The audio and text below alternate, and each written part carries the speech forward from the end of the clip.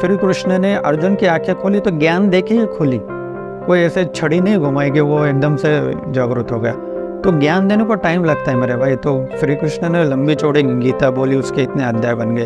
तो ये मेरे भी अध्याय बने पड़े हैं। मैं अभी वो लेवल का तो हूँ नहीं श्री कृष्ण का, लेकिन जो छोटी लेवल का जितनी बुद्धि भगवान ने दी है, तो वो मेरे भी अध्याय पड़े हुए हैं, उसमें भी ज्ञान भरा पड़ा है और ज्ञान लेके ही मोक्ष है, यही श्री कृष्ण ने बताया है।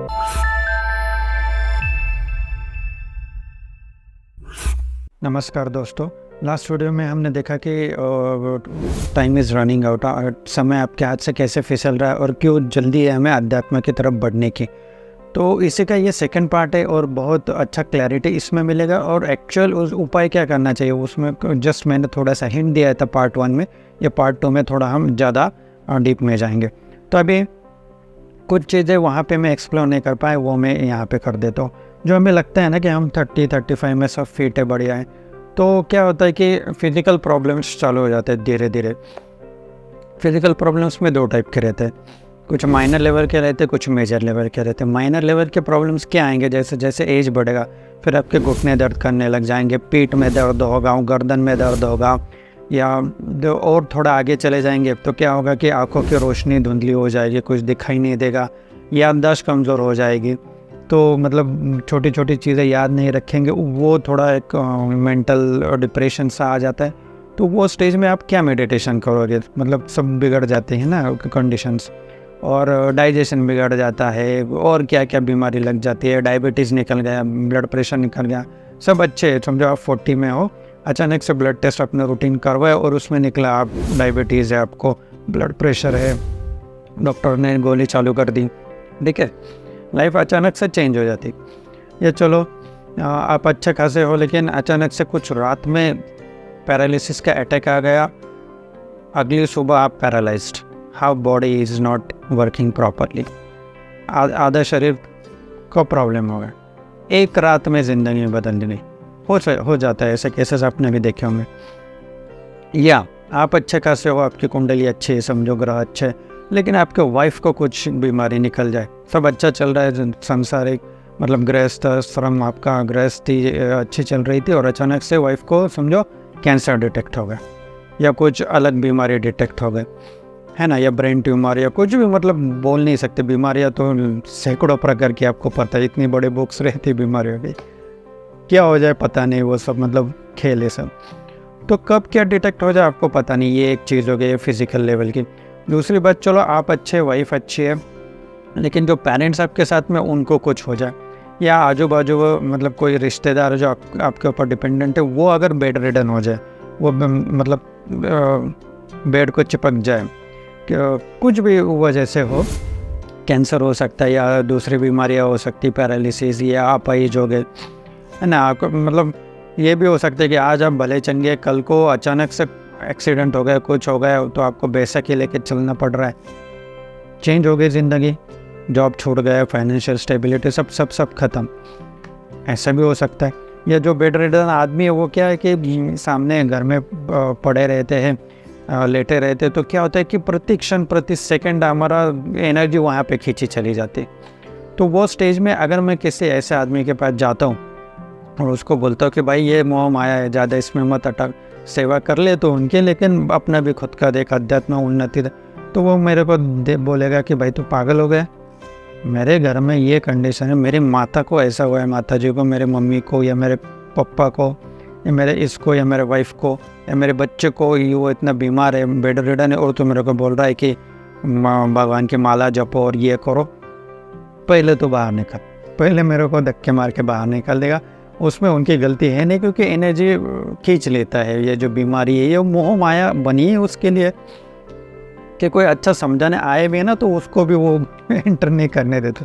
अभी मोह माया का खेल ऐसा है कि वो मुझे नहीं रोक सकती, क्योंकि मुझ में मेरी पावर है स्पिरिचुअलिटी की, तो वो मुझे तो नहीं रोकेगी, लेकिन वो काम किसके ऊपर करेगी, आपके ऊपर करेगी। मैं ज्ञान तो दूंगा, लेकिन वो ज्ञान आपके ऊपर पहुंचने से पहले वो आपको कवर अप कर लेगी, तो आपके ऊपर कुछ दिमाग में घुसेगा ही नहीं, ये चीज़ होती है। ऐसे सब खेल होता रहता है, ठीक है। तो ये फिज़िकल प्रॉब्लम्स हो गए। उसके बाद में चलो कुछ अलग प्रॉब्लम्स या मेजर माइनर हमने कवर कर लिए फिज़िकल।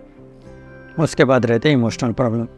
इमोशनल प्रॉब्लम क्या आ जाएंगे कि जैसे आप समझो 50-55 तक हो गए, आपके बेटे बेटी के अपनी शादी कर दी, शादी के बाद हो सकता है समझो आपकी बेटी है ससुराल में गई, वहाँ पे अगर झगड़े होते, कलेश होते, गाली गलौज होती है, तो वो टेंशन रिबाउंड होके आपके पास आएगी, क्योंकि बेटी तो आपकी है आगे, ठीक है। उसमें भी अगर बेटी के घर में कोई झगड़ा वगैरह है तो हम ये कह सकते हैं कि चलो आग थोड़ी सी दूर है। लेकिन अगर आपका बेटा है, घर में बहू आई हुई है और उसके वजह से मतलब घर में कुछ कलेश हो रहा है, झगड़े हो रहे हैं, वहाँ पे भी मारपीट, वहाँ पे ये सब सिचुएशन है, तो फिर तो आप डायरेक्टली आग में बैठे हो। लड़की के केस में चलो आग थोड़ी सी दूर है, दूर से आँच लग रही है, लेकिन इधर तो आप आग में बैठो। तो उस केस में पता नहीं उनके झगड़े कब सुलझेंगे, कब वो मैच्योर होंगे, या झगड़े डाइवोर्स तक जाते हैं, क्या होता है, फिर दूसरा कोई मिलेगा मिलेगी, कुछ पता नहीं। तो आपकी आगे की लाइफ सुहा हो गई। तो उस स्टेज में आपको आके अगर मैं बताऊंगा तो आप क्या मेडिटेशन करो? आप बोलेंगे यार मेरे को पहले ऑलरेडी सो टेंशन है, तुम और मत बता, जो चल रहा है चलने दो। वही हो जाता है। फाइनेंशियल टेंशन क्या आ जाता है कि सब अच्छा चल रहा है, चलो आपका फिजिकल भी अच्छा है, आपका इमोशनली भी सब अच्छा है, कोई टेंशन नहीं है, लेकिन फाइनेंस में प्रॉब्लम आ सकता है। अचानक से आपको नौकरी से निकाल दिया जाए, या कंपनी ही बंद पड़ जाए, या आपका बिजनेस है वो कारोबार ठप हो जाए, या कोरोना जैसी बीमारी आ जाए, 2-3 साल पूरा ब्रेक लग गया आमदनी पे, क्या करेंगे आप? सेविंग्स पूरी आपके रुक गई, किसी से 200-500 लेके आपको काम चलाना पड़ रहा है, लोन लेके रखा हुआ है, लोन वसूली के लिए वसूली के लोग आ रहे हैं दरवाजे पे। वो स्टेज में मैं आकर आपको बोलूँगा कि भाई ये छोड़ दो और अध्यात्म को सोचो, भाई मोक्ष जाना है, मोक्ष की तरफ जाना है। वो बोलेगा पहले तो अपने घर जा, मैं मेरा देख लूँगा, ठीक है। यही हो जाता है, क्योंकि वो उनको बस अपने ये फिजिकल घर और इसका देखना है, उनको मोक्ष के घर किसी को सोच भी नहीं सकते।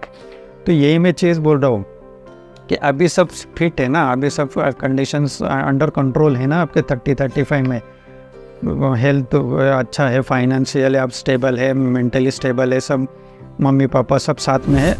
इसी स्टेज में मोक्ष की तरफ बढ़ना शुरू करो, क्योंकि अभी आप एनर्जी लगा सकते हो, नहीं तो फिर 10 चीज़ें बैठी आपकी एनर्जी नीचे खींचने के लिए, तो फिर आप ऊपर उठोगे कैसे मेरे भाई? नहीं उठ सकते। ये मैसेज है। फिर मतलब ये फिजिकल, मेंटल, इमोशनल हो गया, फाइनेंशियल कंडीशंस हो गए, ये सब होता है। अभी इसके ऊपर उपाय क्या है? उपाय ये है कि जैसे मैंने लास्ट वीडियो में एक हिंट दी थी कि रोज़ सुबह उठ के कम से कम आधा घंटा या 1 घंटा खुद के लिए निकालना है। वो होगा आपका मी टाइम, पर्सनल टाइम। वो टाइम में अगर समझो मैं हूँ तो मैं किसी का बाप नहीं हूँ, किसी का भाई नहीं, किसी का बेटा नहीं, किसी का पति नहीं, और मैं डॉक्टर नीलेश भी नहीं, मैं बस एक स्पिरिचुअल सोल हूँ, और वो ऐसी आत्मा हूँ, पवित्र आत्मा की जिसे मोक्ष पाना है।